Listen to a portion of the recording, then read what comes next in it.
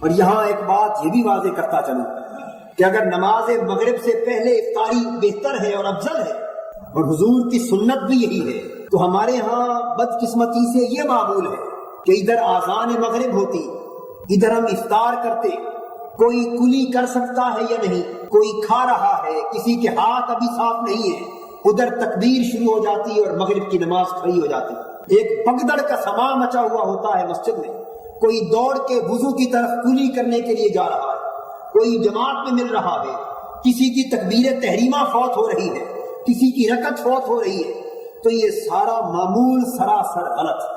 نماز مغرب کا وقت اتنا بھی تنگ نہیں جتنا ہم نے سمجھ رکھا ہے۔ جب آذان ہو جائے آپ افطار کریں، اطمینان سے افطار کریں، 5 منٹ لگتے ہیں، 10 منٹ لگتے ہیں، 15 منٹ بھی لگ جاتے ہیں۔ افطار کر کے جب تمام لوگ فارغ ہو جائیں تو اطمینان سے تکبیر کہہ کر نماز مغرب ادا کریں۔ 5، 10، 15 منٹ کی تاخیر سے نماز مغرب مکروہ وقت میں داخل نہیں ہوتی۔ رمضان المبارک کے علاوہ کثرت کے ساتھ میرے آقا شعبان کے روزے رکھتے۔ حضرت عبداللہ بن عمرو بن العاص رضی اللہ تعالیٰ عنہ فرماتے کہ میں ہر روز روزہ رکھتا تھا اور ہر رات قیام کرتا تھا۔ پوری زندگی کے لیے میں نے یہ قسم کھا لی تھی، اپنے آپ پر یہ پابندی عائد کر رکھی تھی کہ میں پوری زندگی روزانہ روزہ رکھوں گا، ساری رات عبادت کروں گا۔ حدیث پاک میں آتا ہے حضور نے بلوا بھیجا اور فرمایا عبداللہ بن عمرو کیا تم یہ سمجھتے ہو کہ تیرے معمول کی ہمیں خبر نہیں ہے؟ دست بستہ عرض کیا یا رسول اللہ حضور کو معلوم ہے۔ حضور نے فرمایا کہ عبداللہ تمہاری اگر یہی خواہش ہے کہ تمہاری ساری زندگی روزے میں گزرے تو تم رمضان کے روزے قضا نہ کیا کرو اور ہر مہینے صرف 3 روزے رکھ لیا کرو، اللہ تعالیٰ تمہاری ساری زندگی روزے کی حالت میں لکھ دے گا۔ اس لیے کہ اللہ ایک نیکی کا اجر 10 گنا عطا کرتا ہے۔ مہینے کے 30 دن ہوتے، اگر ہر مہینے 3 روزے رکھو گے تو 30 دنوں کے روزوں کا ثواب ملے گا۔ ہر مہینے کے 3 روزے 11 مہینوں کا ثواب دیں گے، اور رمضان کا روزہ تو پھر بھی کامل ہوگا۔ تو ہر مہینے کے 3 روزے رکھ لیا کرو، صائم الدہر کے زمرے میں خدا تمہارا شمار کر دے گا۔ اور حضور نے فرمایا کہ عبداللہ بن عمرو ساری رات کھڑے ہو کے عبادت کرنا اور اتنا کثرت کے ساتھ قرآن پڑھنا یہ مناسب نہیں ہے۔ تیری جان کا بھی تیرے اوپر حق ہے، تیری بیوی کا بھی تیرے اوپر حق ہے، تیرے بچوں کا بھی تیرے اوپر حق ہے، تیرے ملاقاتیوں کا بھی تیرے اوپر حق ہے۔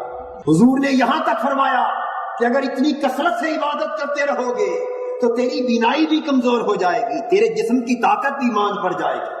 حضور نے یہ بھی فرمایا کہ عبداللہ بن عمرو اگر اتنی کثرت کے ساتھ عبادت کا بوجھ تجھ پہ قائم رہا، فرمایا تجھے کیا خبر کہ اللہ تجھے بڑی لمبی عمر عطا کرے، تو جب تو بڑھاپے میں پہنچے تو تو چاہے گا کہ اسی معمول کو قائم رکھے لیکن قائم نہ رکھ سکے گا۔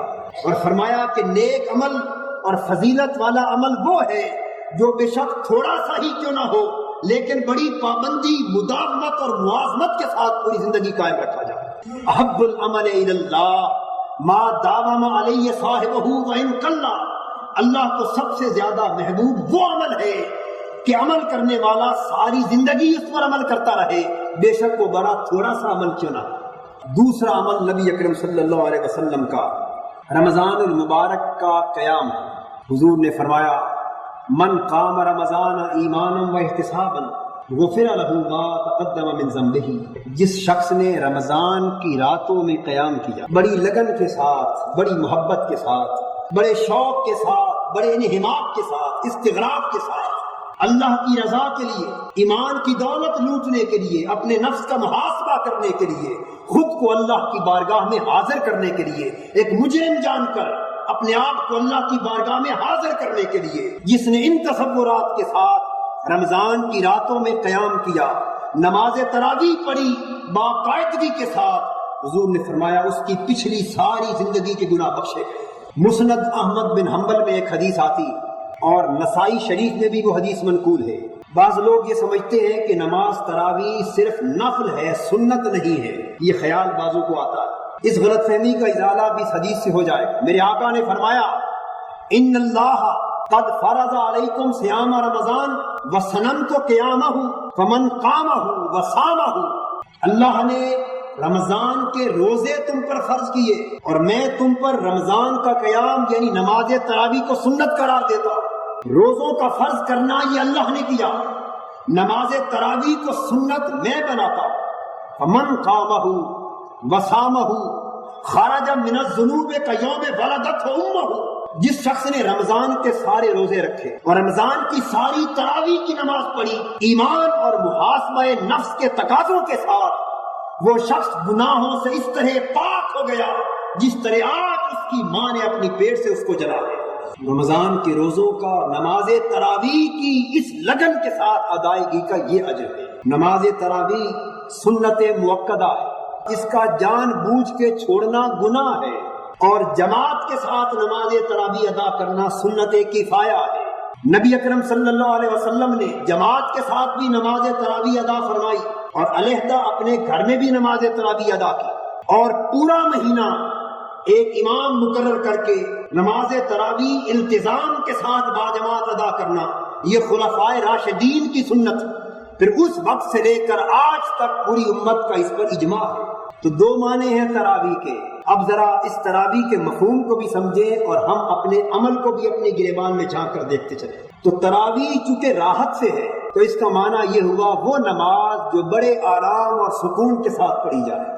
اب خود دیکھ لیجئے کہ ہم کتنے آرام کے ساتھ نماز تراویح ادا کرتے ہیں۔ اس طرح نماز تراویح پڑھتے ہیں جیسے شاید کوئی دشمن حملہ آور ہو رہا ہے اور چند منٹ ہے، جلدی سے اس نماز سے فارغ ہو اور جا کے بستر پہ سو جائے۔ اور نماز تراویح کا مفہوم تقاضا کرتا ہے کہ آرام، راحت، سکون اور اطمینان کے ساتھ ادا کی جائے۔ پھر تراویح کا جو لفظ ہے یہ جمع کا صیغہ ہے۔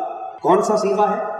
جمع کا، اور جمع بھی منتہی الجموع، یعنی اس سے بڑی جمع عربی کے قاعدے میں نہیں ہوتی۔ اس کا واحد ہے ترویحہ، ترویحۃن۔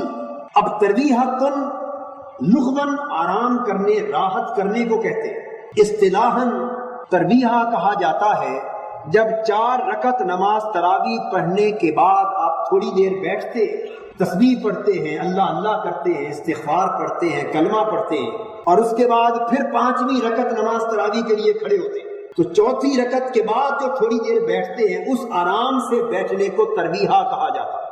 تو چونکہ نماز تراویح 20 رکعتوں پر مشتمل ہوتی اور 20 رکعتوں میں 4 ترویح آتے، اس لیے اس کو نماز تراویح کہا جاتا ہے۔ حضرت عبداللہ ابن عباس رضی اللہ تعالیٰ عنہ فرماتے کہ ہم رسول پاک کے ساتھ 20 رکعت نماز تراویح ادا کیا کرتے تھے اور وہ 5 ترویحات ہوتے تھے، 4 ترویح نماز کے اندر اور 5واں ترویحہ فطر سے پہلے۔ یہ حضور کا معمول تھا۔ اور یہ نماز تراویح کا التزام کس لیے کیا گیا؟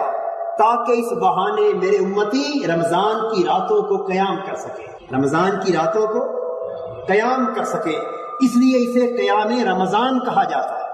سارا سال 11 مہینے میں اتنے طویل قیام کا حکم نہیں ہے، ایک رمضان ہی کا تو مہینہ ہے جس میں اللہ بھی چاہتا ہے کہ میرا بندہ زیادہ سے زیادہ کھڑیاں جاگ کر میرے حضور کھڑا ہو کے گزار دے۔ اللہ کا رسول بھی چاہتا ہے کہ میرا امتی رات کا زیادہ سے زیادہ حصہ خدا کے حضور کھڑا ہو کر اس کا قرآن پڑھتے پڑھتے گزار دے۔ لیکن کتنے بد نصیب ہیں ہم کہ ہم تیزی کے ساتھ قرآن پڑھتے ہیں، کثرت کے ساتھ قرآن کو سننا چاہتے ہیں تیزی کے ساتھ، اور نماز تراویح کو اٹھا کر تیزی سے پھینک کر کسی گڑھے میں گھر چلے جاتے ہیں۔ یہ تراویح کا نماز نہ پڑھنا ہے نہ سننا ہے۔ ارے قیام رمضان کا تو معنی ہی یہ تھا کہ کثرت کے ساتھ آپ قیام کریں، زیادہ سے زیادہ وقت لگن کے ساتھ خدا کی بارگاہ میں کھڑے ہو کے لگائیں۔ جتنی گھڑیاں نماز تراویح کے بہانے سے خدا کی بارگاہ میں حالت قیام میں گزر جائیں، آپ تصور نہیں کر سکتے کہ اس کی ایک ایک گھڑی خدا کے ہاں کتنی قدر کی حامل۔ ارے رمضان کی راتوں میں خدا کی ذات آسمان دنیا پر آ کر باقی راتوں کے علاوہ باقی راتوں میں تو اللہ پچھلی شب کو آسمان دنیا پر آ کر بندوں کو مغفرت کے لیے پکارتا ہے، لیکن رمضان کی راتوں میں مغرب سے فجر تک ساری رات اللہ کی ذات اپنے آسمان دنیا پہ نزول رحمت فرما کر اپنے گناہگاروں کو بلا بلا کر کہتی ہے، اے میری رحمت سے بغاوت کرنے والے، اے میری اطاعت سے منہ پھیرنے والے، اے میری مغفرت سے بے نیاز لیٹنے والے، تو اٹھ، ہے تم میں سے کوئی جو رو کر مجھ سے مغفرت مانگے اور میری مغفرت تم پر اپنی رحمتوں کا انعام کر دے؟ ہے کوئی جو آج رات جاگ کر مجھ سے میری رضا کو طلب کرے اور میری رضا کی جھولی اسے اپنے دامن میں چھپا دے؟ ہے تم میں سے کوئی جو آج رات اٹھ کر مجھے پکارے اور میں اس کے گناہ معاف کر کے اسے جنتوں کی نعمتیں عطا کر دوں؟ کتنے بد نصیب ہوں گے ہم کہ خدا کی ذات آسمان دنیا پر جاگتے ہوئے ہماری مغفرت کے لیے، ہماری بخشش کے لیے، ہم پر رحمت اور لطف و کرم کرنے کے لیے ہمیں پکار رہی ہو، اور ہم اس کی نماز کو جلدی سے ختم کر کے بستر پہ سونے کے لیے جا رہے ہیں۔ پھر حفاظ کا یہ طریقہ ہے کہ ان میں سے اکثر نماز تراویح کی ہر بار پہلی رکعت میں ثنا نہیں پڑھتے، الا ماشاء اللہ، سبحانک اللہم پڑھے بغیر تکبیر کہہ کر الحمد کہہ دیتے ہیں، یہ ناجائز ہے۔ کچھ تشہد میں درود نہیں پڑھتے۔ وہ نماز کیسے کمال پر پہنچی جس نماز میں آقا پر درود تک رکھا؟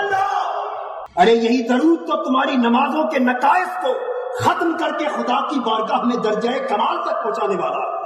کچھ درود نہیں پڑھتے، کچھ اتنی تیزی سے قرآن پڑھتے ہیں کہ شد اور مد کا بھی خیال نہیں رہتا۔ مقتدیوں کا یہ عالم ہے کہ آہستہ پڑھنے والے حافظ کو مقتدی پسند نہیں کرتے۔ وہ کہتے ہیں جی فلاں تو 1 گھنٹے میں ختم کروا دیتا ہے تراویح، تم 1.25 گھنٹہ 1.5 گھنٹہ لگاتے ہو۔ ارے کوئی محبوب کے پاس تھوڑی اور زیادہ دیر بیٹھنے کے مسئلے پہ بھی جھگڑتا ہے؟ اگر محبوب کی بارگاہ میں حاضری نصیب ہو، تم تو 1.25 گھنٹہ کی بات کرتے ہو۔ جن کی لو لگی ہے اپنے محبوب سے، ان کی ساری رات اس کے حضور گزر جائے تو پھر بھی دم نہیں آتا۔ حضرت فاطمہ الزہرا رضی اللہ تعالی عنہا راتوں میں نفل کی نماز ادا کرتے ہوئے سجدے میں جاتی، ساری رات اللہ کی بارگاہ میں سجدہ ریزی کی حالت میں بسر کر دیتی۔ نماز فجر کے لیے جب سحر طلوع ہوتی اور تہجد کی اذان کا وقت آتا، اس کے بعد نماز فجر کا وقت آتا، مؤذن اللہ اکبر کہتا، یہ سجدے سے سر اٹھا کر ٹھنڈی سانس بھر کے عرض کرتی کہ اے باری تعالیٰ، تو نے کتنی چھوٹی راتیں بنائی ہیں، جی بھر کے تیرے حضور ایک سجدہ بھی نہیں کیا جا سکتا۔ ارے کچھ لوگوں کی پیشانیاں تو سجدہ کرنے کے لیے وقت کو ترستی ہے، اور ہم بد نصیب اور بدبخت ہیں کہ ہمیں اللہ نے زندگی میں اپنی بارگاہ میں کھڑے ہو کر قرآن کے ذریعے خود سے ہم کلام ہونے کا موقع عطا کیا، لیکن ہم چھوڑ کر تراویح کو اور نمازوں کو گھر کو دوڑتے ہیں۔